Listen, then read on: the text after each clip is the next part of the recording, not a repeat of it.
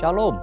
Kesempatan kali ini kita akan membahas mengenai meneduhkan badai bagian yang kedua. Dalam hal menghadapi sakit penyakit dan wabah seperti COVID-19, bagaimana GBI sebagai Gereja Pentakosta memahami kesembuhan ilahi? Salah satu butir pengakuan iman GBI berbunyi, kesembuhan ilahi tersedia dalam korban penebusan Yesus untuk semua orang yang percaya. GBI percaya Roh Kudus yang memakai para murid Yesus di Kisah Para Rasul adalah Roh Kudus yang sama yang sekarang memakai murid Yesus pada zaman now untuk membawa kesembuhan ilahi kepada orang sakit. Ada beberapa penyebab mengapa seseorang tidak disembuhkan secara ilahi. Lebih lengkap dapat saudara baca melalui artikel link di caption video ini. Dr. French Arrington dalam bukunya Doktrin Kristen Perspektif Pentakosta menjelaskan, baik Alkitab maupun pengalaman tidak mendukung pernyataan bahwa mereka akan disembuhkan dalam setiap situasi. Dari sisi manusia, kekurangan iman menjadi suatu faktor. Dari sisi Allah adalah berkuasanya kebijakan dan kehendak Allah. Saat ini Allah masih menyembuhkan orang sakit. Tetapi penyembuhan sekarang bukan puncak penyembuhan atau penyembuhan tertinggi. Puncak pembebasan kita selaku orang percaya dalam Kristus terjadi pada kehidupan mendatang. Penyembuhan saat ini adalah suatu tanda dan pencicipan lebih dulu akan penebusan tubuh kita di masa depan. Penebusan kita saat ini hanya sebagian dan penyakit masih terus terjadi. Tetapi apabila Kristus datang kembali, penderitaan, penyakit, keluhan, dan kematian akan berhenti selamanya terhadap orang-orang yang telah ditebus. Bagaimana seharusnya respon orang percaya ketika kesembuhan tidak terjadi pada dirinya? Ikuti apa yang Paulus lakukan. Ia menerima bahwa duri dalam dagingnya yang dapat dikatakan sebagai penyakit dengan hati yang rela, meski Tuhan tidak memberi penjelasan atas semuanya itu. Bahkan ketika Paulus tidak dapat memahami cara kerja Tuhan, ia meresponinya dengan sebuah pengagungan. Oh, alangkah dalamnya kekayaan hikmat dan pengetahuan Allah. Sungguh tak terselidiki keputusan-keputusannya dan sungguh tak terselami jalan-jalannya. Sebab siapakah yang mengetahui pikiran Tuhan? Atau siapakah yang pernah menjadi penasihatnya? Atau siapakah yang pernah memberikan kepadanya sehingga ia harus menggantikannya? Sebab segala sesuatu adalah dari Dia dan oleh Dia dan kepada Dia, bagi Dialah kemuliaan sampai selama-lamanya. Ketidakmengertian kita akan pikiran Allah justru membuat kita lebih dalam menyembahnya. Dr. French Arrington menjelaskan dalam textbook Doktrin Kristen Perspektif Pentakosta demikian. Untuk melihat Allah yang hanya bekerja melalui penyembuhan-penyembuhan luar biasa, membuat batasan palsu terhadap kuasa Allah. Segala sesuatu yang baik berasal dari Allah. Pengetahuan medis dan keterampilan para dokter dan perawat adalah dari tangan Allah yang beranugerah. Allah berkarya melalui sarana-sarana, baik yang alami maupun supranatural. Dia berkarya dalam menanggapi iman dan doa umatnya. Dia juga melakukan penyembuhan melalui para dokter dan perawat. Kita harus menggunakan diri kita akan sarana-sarana apapun untuk sarana-sarana penyembuhan yang telah diberikan Allah. Doa dan pengurapan minyak memiliki tempatnya sendiri, tetapi doa dan pengobatan medis tidak saling bertentangan. Keuntungan doa penyembuhan dan pengetahuan medis mengalir dari Allah yang sama. Bagi GBI, kesembuhan ilahi adalah salah satu bentuk berkat keselamatan. Keselamatan manusia, itulah yang terpenting. Inilah juga yang dilakukan oleh keluarga besar GBI Jalan Jenderal Gatot Subroto, Jakarta, melalui Healing Movement Crusade. Pemberitaan keselamatan selalu menjadi agenda utama. Pelayanan kesembuhan ilahi adalah tanda-tanda yang menyertainya. Gereja digambarkan sebagai tubuh yang memiliki banyak anggota dengan fungsi yang berbeda-beda. Tiap insan gereja dan hamba Tuhan diharapkan memberikan kontribusi bagi masyarakat sesuai karunia masing-masing, khususnya dalam menghadapi wabah seperti COVID-19. Dan yang paling penting, nyatakan kehendak Tuhan agar badai COVID-19 dapat berhenti atau menurun dampaknya. Dalam tuntunan Roh Kudus dan dalam nama Yesus, badai COVID-19 dihardik agar diam, tidak lagi mengakibatkan jatuhnya korban. Kuasa Tuhan akan dinyatakan dan banyak orang akan diselamatkan. Tuhan Yesus memberkati.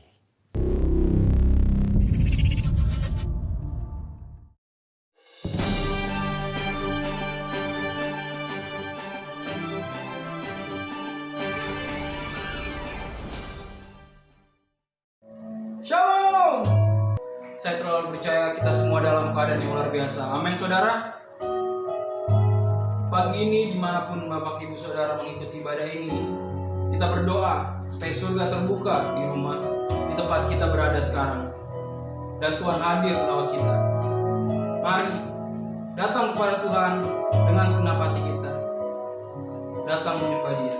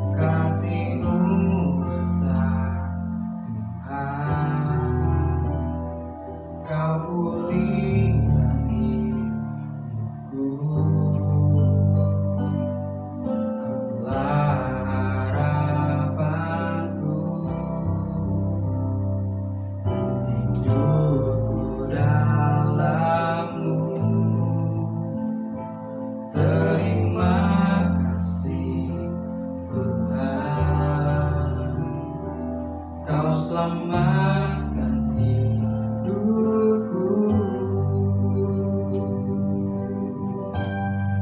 dengan apa kan ku berharap segala kebaikan-Mu,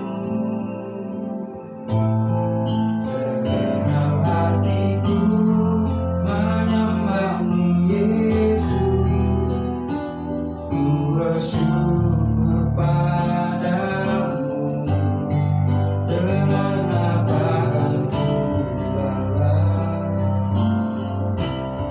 segala kebaikan-Mu, segenap hatiku menyembah-Mu Yesus, ku bersyukur padamu selamanya.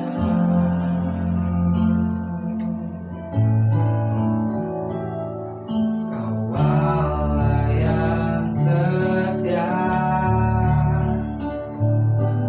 Allah yang mulia,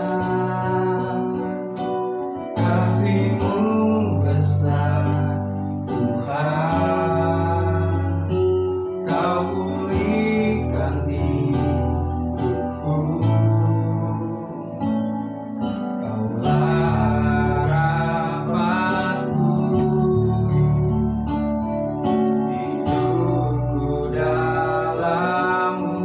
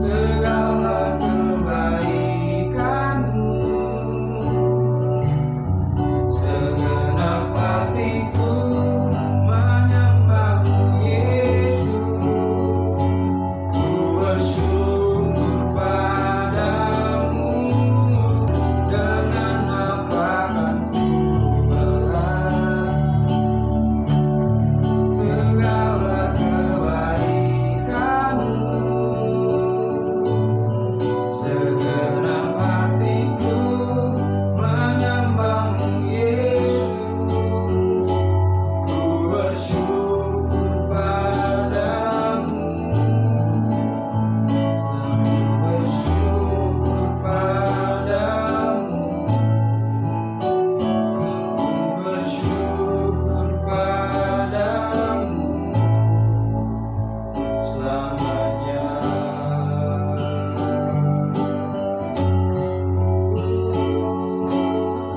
Kami bersyukur padamu Tuhan Tuhan.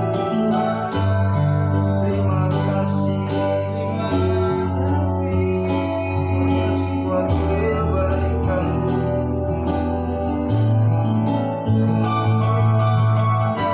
Terima kasih buat pemeliharaan-Mu. Kau menjaga kami, Kau memelihara kami, Kau benteng kami. Tidak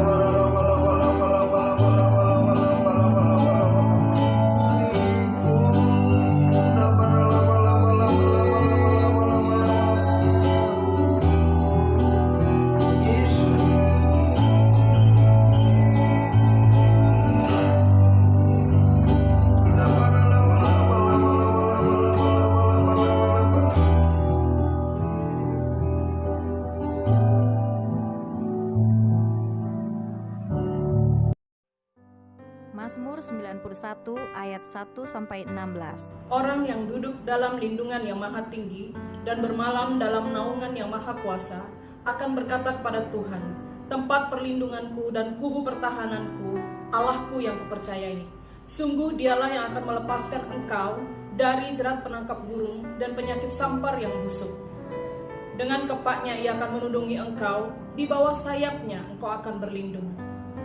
Kesetiaannya ialah perisai dan pagar tembok. Engkau tak usah takut terhadap kedahsyatan malam, terhadap panah yang terbang di waktu siang, terhadap penyakit sampar yang berjalan di dalam gelap, terhadap penyakit menular yang mengamuk di waktu petang. Walau 1000 orang rebah di sisimu dan 10.000 di sebelah kananmu, tetapi itu tidak akan menimpamu. Engkau hanya menontonnya dengan matamu sendiri dan melihat pembalasan terhadap orang-orang fasik. Sebab Tuhan ialah tempat perlindunganmu, yang maha tinggi telah kau buat tempat perteduhanmu. Malapetaka tidak akan menimpa kamu dan tulah tidak akan mendekat kepada kemahmu. Sebab malaikat-malaikatnya akan diperintahkannya kepadamu untuk menjaga engkau di segala jalanmu. Mereka akan menatang engkau di atas tangannya, supaya kakimu jangan terantuk kepada batu. Singa dan ular kedung akan kau langkahi. Engkau akan menginjak anak singa dan ular gagak. Sungguh hatinya melekat kepadaku, maka aku akan meluputkannya. Aku akan membentenginya, sebab ia mengenal namaku. Bila ia berseru kepadaku, aku akan menjawab. Aku akan menyertai dia dalam kesesakan. Aku akan meluputkannya dan memuliakannya. Dengan panjang umur akan kukenyangkan dia, dan akan kuperlihatkan kepadanya keselamatan daripadaku. Amin. Tuhan Yesus memberkati.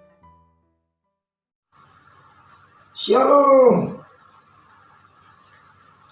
3 hari lalu kita merayakan hari kenaikan Tuhan Yesus. Itu berarti dalam 10 hari setelahnya kita akan merayakan hari Pentakosta. Saudara pasti mendengar pesan dari Gembala Sidang mengenai untuk apa Yesus naik ke surga. Hari ini satu topik yang saya ingin untuk kita sama-sama bahas dari Kisah Rasul 1 ayat 4 sampai ayat 9. Nah, mari kita baca sama-sama ayat-ayat ini. Pada suatu hari ketika ia makan bersama-sama mereka, ia melarang mereka meninggalkan Yerusalem dan menyuruh mereka tinggal di situ, menantikan janji Bapa yang demikian katanya. Telah kamu dengar daripadaku, sebab Yohanes membaptis dengan air, tetapi tidak lama lagi kamu akan dibaptis dengan Roh Kudus. Maka bertanyalah mereka yang berkumpul di situ, Tuhan, maukah engkau pada masa ini memulihkan kerajaan bagi Israel? Ayat 7, jawabnya, engkau tidak perlu mengetahui masa dan waktu yang ditetapkan Bapa sendiri menurut kuasanya. Tetapi kamu akan menerima kuasa. Kamu akan menerima kuasa kalau Roh Kudus turun ke atas kamu, dan kamu akan menjadi saksiku di Yerusalem dan di seluruh Yudea dan Samaria dan sampai ke ujung bumi. Sesudah ia mengatakan demikian, terangkatlah ia disaksikan oleh mereka, dan awan menutupinya dari pandangan mereka. Saya percaya kita paham bahwa setiap kali perjumpaan terakhir pasti fokus sesuatu yang begitu penting yang ingin disampaikan oleh yang akan meninggalkan yang ditinggalkan. Itu akan menjadi perhatian penuh dia. Nah, dari konteks ini Bapak Ibu Saudara, kita lihat bahwa ternyata fokus Tuhan Yesus itu berbeda dengan apa yang dipikirkan oleh murid-murid. Yang dipikiran murid-murid yaitu mereka ingin supaya Tuhan Yesus memulihkan kerajaan bagi bangsa Israel. Saya percaya memang karena tekanan, masalah, ada begitu banyak persoalan yang berhubungan dengan latar belakang itu, sehingga mereka sangat menginginkan Tuhan Yesus memulihkan kerajaan Israel pada waktu itu. Tapi ternyata yang dalam pikiran Tuhan Yesus berbeda. Dia justru melarang mereka meninggalkan Yerusalem. Lalu dia mengingatkan mereka akan perkataan yang pernah diucapkan oleh dirinya, bahkan yang diucapkan oleh Yohanes, bahwa Yohanes membaptis dengan air, tapi kamu akan dibaptis dengan Roh Kudus. Jadi yang ada dalam pikiran Tuhan Yesus yaitu sesuatu yang penting buat murid-murid, dan dikatakan di sana yaitu tinggal di Yerusalem, menantikan janji di mana Tuhan akan mencurahkan Roh Kudus. Tuhan akan membaptis mereka dengan Roh Kudus. Karena itu waktu itu Yesus berkata, kamu tidak perlu tahu waktu, kapan, musim Tuhan memulihkan kerajaan Israel.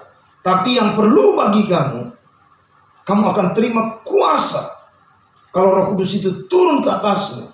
Nah, Bapak Ibu Saudara, saya percaya hari-hari ini kita pun juga mungkin sedang fokus, yang ada di dalam pikiran kita hanya satu: segera pandemi COVID ini berakhir. Yang ada dalam pikiran kita hanya satu: Tuhan turun nyatakan kemuliaan supaya COVID ini berhenti. Tapi apakah itu fokus Tuhan untuk momen ini, untuk saat ini? Sama seperti saat ketika dia naik ke surga, yang menjadi fokus dia kepada murid-murid ternyata berbeda. Nah, karena itu mari kita berdoa sungguh-sungguh untuk tahu apa yang menjadi fokus Tuhan kepada kita, kepada gereja, kepada saudara pribadi demi pribadi, kepada keluarga demi keluarga. Nah, mari saya mau balik pada konteks ini.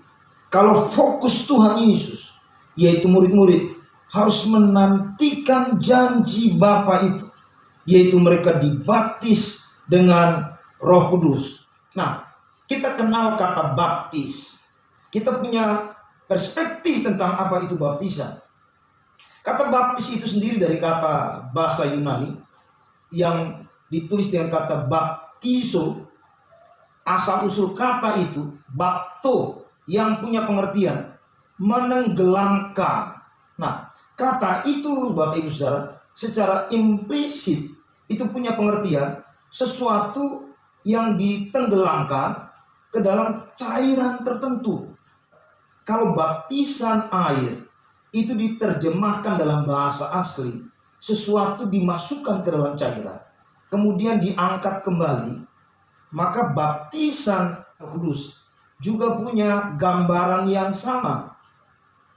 Nah, kalau kita lihat kata-kata yang ditulis berkaitan dengan baptisan Roh Kudus, ada beberapa kata kerja, yaitu yang pertama, kata janji pencurahan. Itu dalam Kisah Rasul pasal 2 ayat 17. Sebuah penggenapan dari apa yang dibuatkan dari kitab Yoel.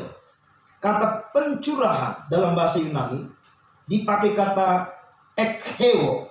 Kata ekheo itu punya pengertian menumpahkan, menurunkan, menimpa. Jadi kira-kira kalau itu dihubungkan dengan Roh Kudus, maka Roh Allah itu dicurahkan, ditumpahkan, diturunkan menimpa orang yang mengalaminya.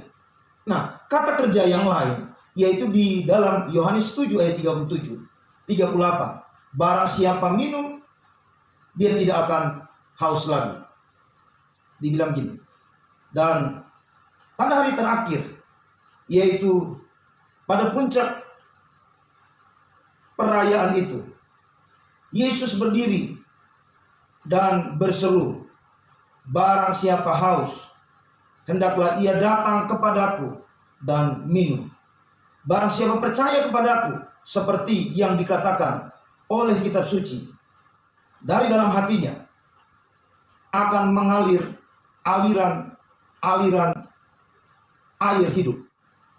Yang dimaksudkannya ialah roh yang akan diterima oleh mereka yang percaya kepadanya. Sebab roh itu belum datang karena Yesus belum dimuliakan. Itu dijelaskan seperti seseorang yang minum, seseorang yang haus. Pengalaman seseorang dibaptis Roh Kudus itu seperti seseorang yang haus, yang kepingin minum. Dan kalau dia minum, dia pasti dipuaskan. Bahkan dibilang keluar dari dirinya, mengalir keluar aliran-aliran air kehidupan. Jadi saya percaya sebuah pengalaman yang istimewa berkaitan dengan baptisan Roh Kudus.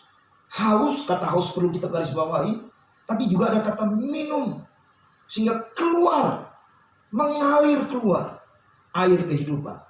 Ada istilah kata kerja yang lain yang digunakan dalam perjanjian lama, yaitu kata berenang dalam Yehezkiel pasal 47.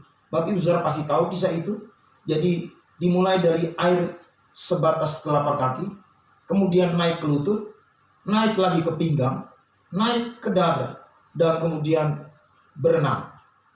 Kemana air itu mengalir? Di situ ada kehidupan. Saya percaya Bapak Ibu Saudara, itu berarti bahwa Tuhan mau kita sampai pada pengalaman rohani yang seperti itu.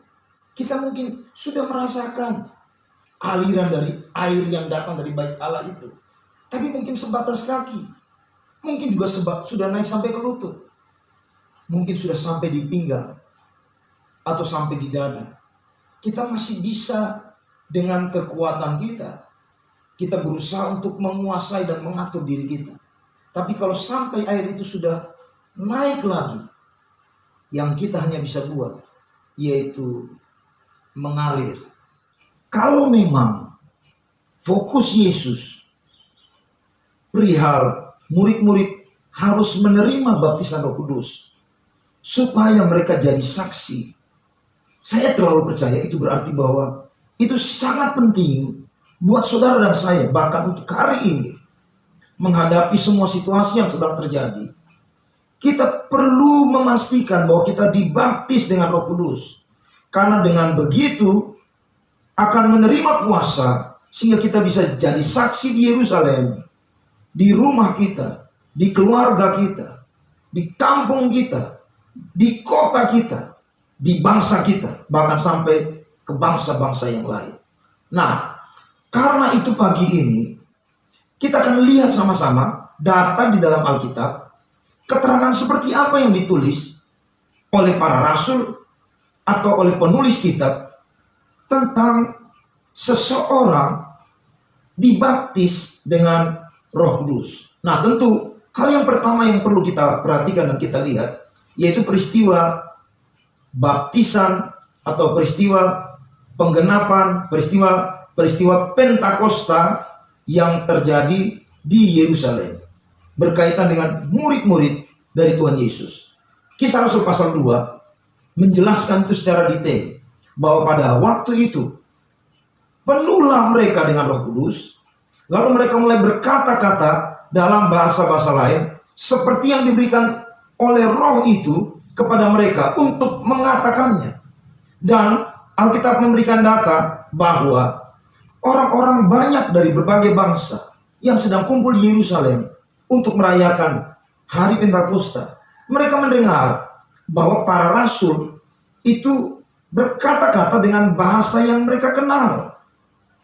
Padahal para rasul itu adalah orang-orang Galilea.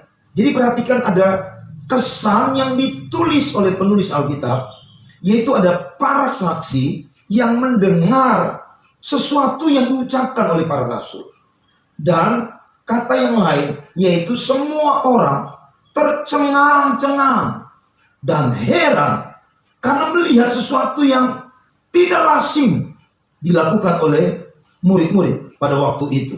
Nah, Bapak Ibu Saudara yang terkasih dalam Tuhan Yesus Kristus, itu catatan pertama di dalam Alkitab yang memberi keterangan buat kita, gambaran seseorang yang telah dibaptis dengan Roh Kudus. Sekali lagi, kalau kita buat kesimpulan saat ini, maka yang akan muncul dalam pikiran kita, ada roh yang dicurahkan oleh Tuhan, lalu kemudian orang yang menerimanya, ada manifestasi yang terjadi, dan para saksi atau orang-orang di sekitarnya itu mendengar, melihat sesuatu yang terjadi dengan mereka. Sehingga pada waktu itu penulis Alkitab mencatat dan membuat pernyataan bahwa Roh Allah itu turun ke atas mereka. Mari kita lihat catatan peristiwa berikutnya, yaitu berkaitan dengan apa yang disampaikan oleh Rasul Petrus ketika ada dalam sidang di Yerusalem. Pada waktu itu dia harus menjelaskan tentang baptisan yang dilakukannya kepada orang-orang di rumah Kornelius. Coba perhatikan. Dan ketika aku mulai berbicara, turunlah Roh Kudus ke atas mereka, sama seperti dahulu ke atas kita. Maka teringatlah aku akan perkataan Tuhan Yesus. Yohanes membaptis dengan air, tetapi kamu akan dibaptis dengan Roh Kudus. Nah, peristiwa itu memang dicatat di pasal sebelumnya. Ketika mereka mendengar khotbah Petrus, Alkitab menjelaskan tiba-tiba mereka mulai berkata-kata dengan bahasa roh. Dan semua orang percaya dari golongan bersunat yang menyertai Petrus tercengang-cengang karena melihat bahwa karunia Roh Kudus dicurahkan ke atas bangsa-bangsa lain juga. Nah, Bapak Ibu Saudara yang terkasih dalam Tuhan Yesus Kristus, kembali dalam catatan peristiwa ini, Petrus dan orang-orang yang bersama dengan dia, mereka justru menjadi saksi dari peristiwa itu. Mereka melihat, Alkitab bilang ini, mereka tercengang-cengang karena melihat karunia Roh Kudus dicurahkan kepada bangsa-bangsa lain. Kenapa dibilang begitu? Karena ada manifestasi yang terjadi. Diteruskan dengan kalimat begini, sebab mereka mendengar orang-orang itu berkata-kata dalam bahasa roh dan memuliakan Allah. Lalu kata Petrus, bolehkah orang mencegah untuk membaptis orang-orang ini dengan air, sedangkan mereka telah menerima Roh Kudus sama seperti kita? Haleluya. Nah, Bapak Ibu Saudara, jadi ada keadaan, ada manifestasi yang membangkitkan memori Petrus seperti di loteng atas Yerusalem. Sehingga dia menyimpulkan saat itu juga bahwa memang ternyata orang-orang dari bangsa lain juga menerima karunia yang sama seperti yang mereka terima. Nah, Bapak Ibu Saudara yang terkasih dalam Tuhan Yesus Kristus, ada catatan yang lain lagi, yaitu dalam peristiwa yang dialami oleh Rasul Paulus.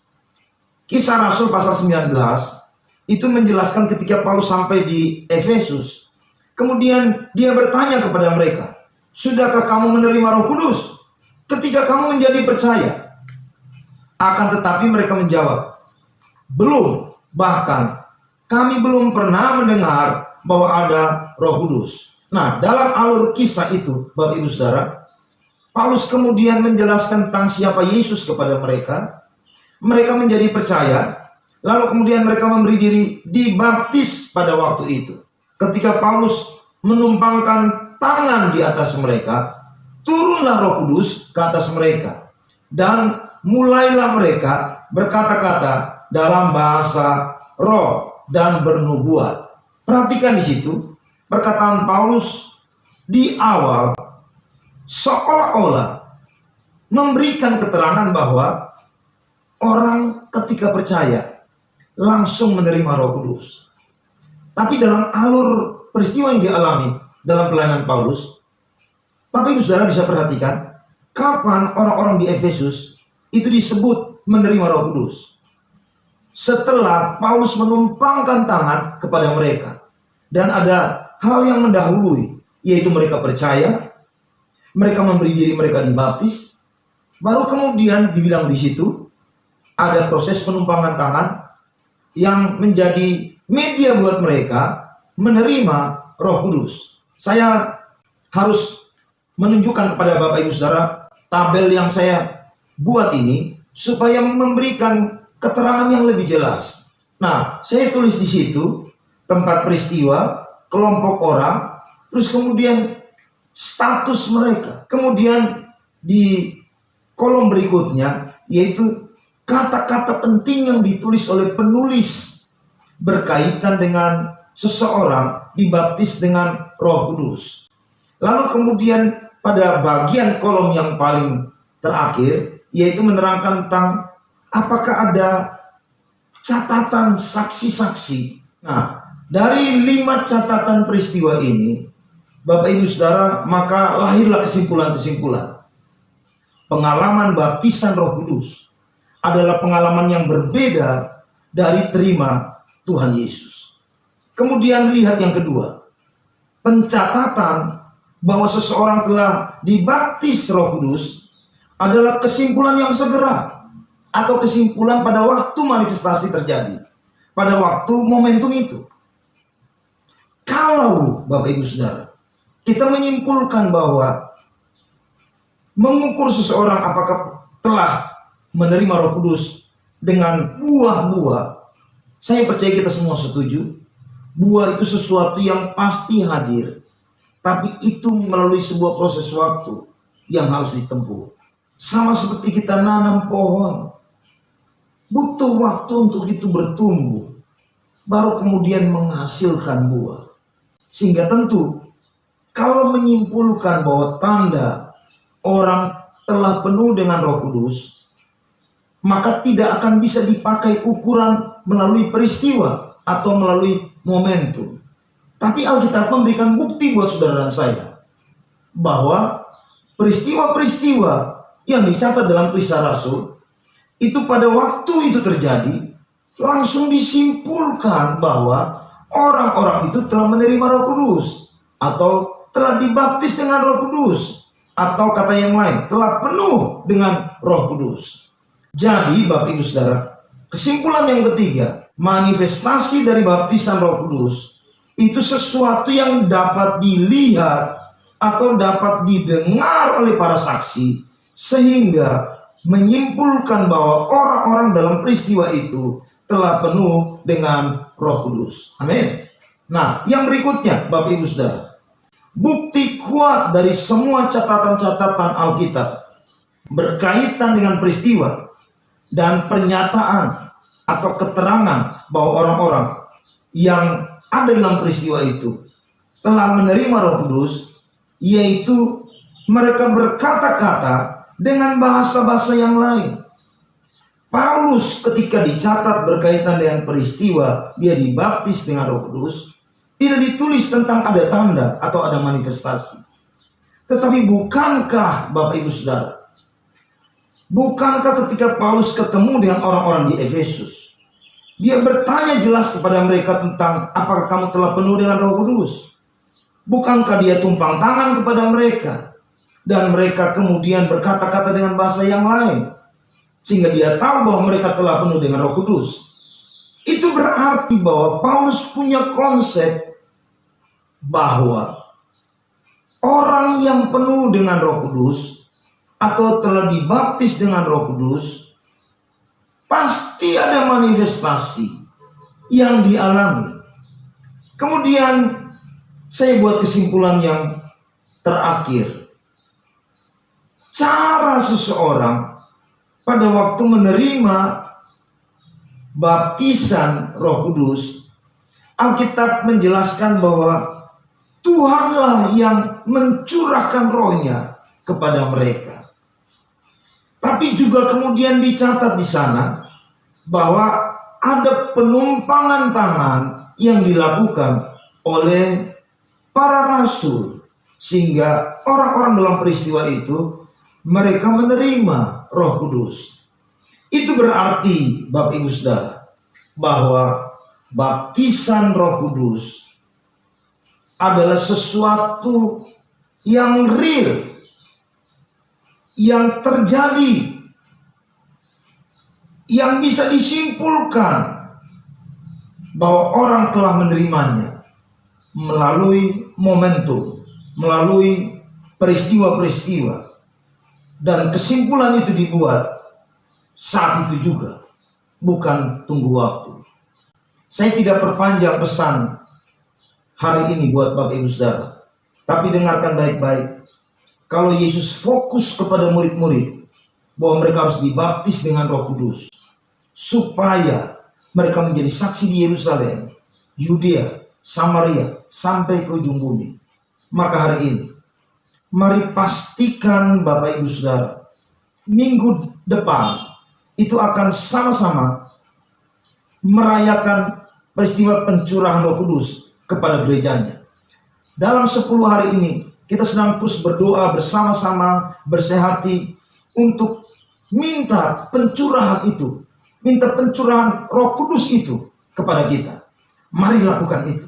Saya dorong Bapak Ibu Saudara untuk semua masuk dalam doa, karena untuk jadi saksi hanya bisa menjadi efektif jika saudara dan saya dibaptis dengan Roh Kudus untuk menghadapi keadaan apapun, bukan karena kuat dan gagah kita, tapi Alkitab berkata ini, karena Roh Tuhan. Mari kejar pengalaman itu supaya kita sungguh-sungguh melihat ke depan. Pengalaman Pentakosta itu jadi nyata buat kita. Tuhan Yesus memberkati. Hamba-Mu berdoa dalam nama Tuhan Yesus buat saudara-saudara kami yang sedang berdoa, merindukan untuk pengalaman Pentakosta itu terjadi atasnya. Tuhan, bukankah Engkau yang berjanji, Engkau yang membaptis? Karena itu kami minta dalam nama Tuhan Yesus, datang dan baptis dengan Roh Kudus setiap anak-anak-Mu. Hamba-Mu berdoa dalam nama Tuhan Yesus, dalam nama Tuhan Yesus, dalam nama Tuhan Yesus.